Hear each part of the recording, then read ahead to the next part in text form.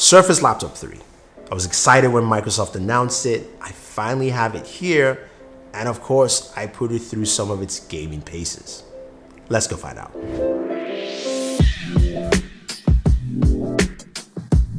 So what games should I be playing on the Surface Laptop 3? I decided, well, you know what? Microsoft makes Gears. I love Gears. So let's go ahead and play some Gears of War 5. Now, Gears of War is a graphically intensive game, so I don't expect this device to push out maximum graphics. I just want to play it because when you buy a Surface with its slick design, its polish, again, the addition of a USB Type-C port now, you get something that has great battery life, nice performance, and something you can use on a day-to-day basis. Now, this is matte black. It looks good. It's got a 15-inch display. It's really nice. Resolution is about 2K. It's funky, 3:2 aspect ratio. But what is the experience playing a game like Gears of War? Well, I installed Gears, and what I got was medium settings for my gameplay sessions, which is fine because this is running, of course, the AMD Surface Edition processor. This is a Ryzen 5 variant I have here with 16 gigs of RAM. So I've got enough RAM. I've got a Vega 9 graphics processing in there, built in. And my gameplay sessions were fine. I was getting between 23 to 40 frames per second. That's where I was living in that range. And I got to enjoy some good gameplay. Now, graphically, it wasn't as beautiful as you'd like with Gears, but it meant I can continue my Gears gameplay sessions from leaving my Xbox at home, going to my Surface Laptop 3 on the road, and game. Well, that to me is really, really nice. There is a Ryzen 7 variant with Vega Graphics 11, which probably will push you up to high settings on Gears. So that actually is something to take note and put in mind, but we'll talk about that more later on in this video.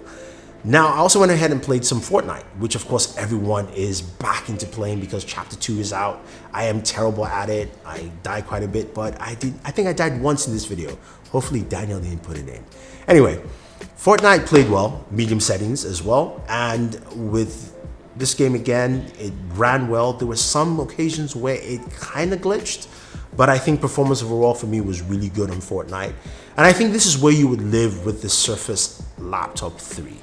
Especially if you're getting the Ryzen 5 variant. Now, if you're getting the Ryzen 7 with, of course, Vega Graphics 11, you might be bumped up to, of course, high graphics here. That's just my speculation, just because of the kind of performance I was getting from my Surface Laptop 3 15-inch here with Ryzen 5 in terms of specs.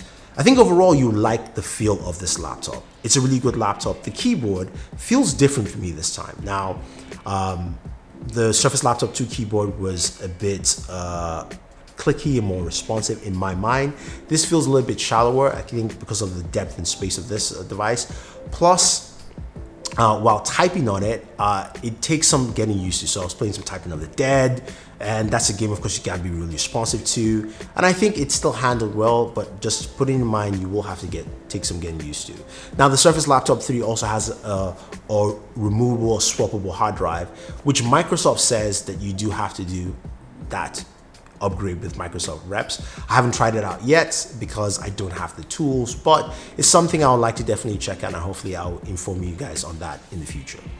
Now, as you saw, I was gaming with my, of course, Xbox Elite Controller 2. This is an awesome controller. It retails for about $179, probably, and I think the best controller for the Xbox. They fixed the issues that I had with the first generation. It feels more compact. The grips are really nice on the edges, so it doesn't slip, doesn't feel slippery. The paddles don't interfere while I'm gaming, so I feel less conscious of tapping the paddles while I'm actually mistakenly tapping paddles while I'm actually gaming. The triggers have 3 levels, so you can actually change the different positions of the triggers. And then, of course, you can remap the buttons all the way. Now, it's great because it works on your Xbox, and as you can see, it works on your PC as well, direct connection. Has USB Type-C for charging, has a carrying case that has the dock built in there. You can take the dock out if you want, but if you travel a lot and you like to game on the go, you want to take a controller with you, you can take it with you.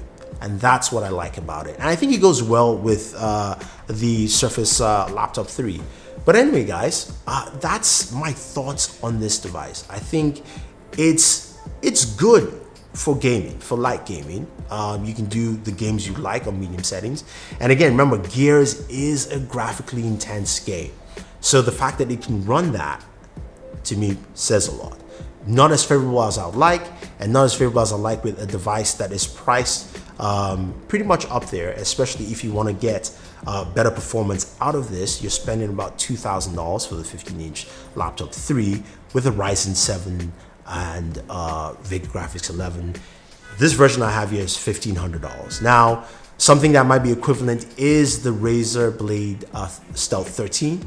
That's priced about $1,800 with a GTX 1650, but that's more comparable to, of course, the Ryzen 7 variant. So keep that in mind, guys. If you have any questions or any comments about the Surface Laptop 3, as well as the Xbox Elite 2 controller, let me know. Otherwise, don't forget to like, share, subscribe, and always enjoy your entertainment.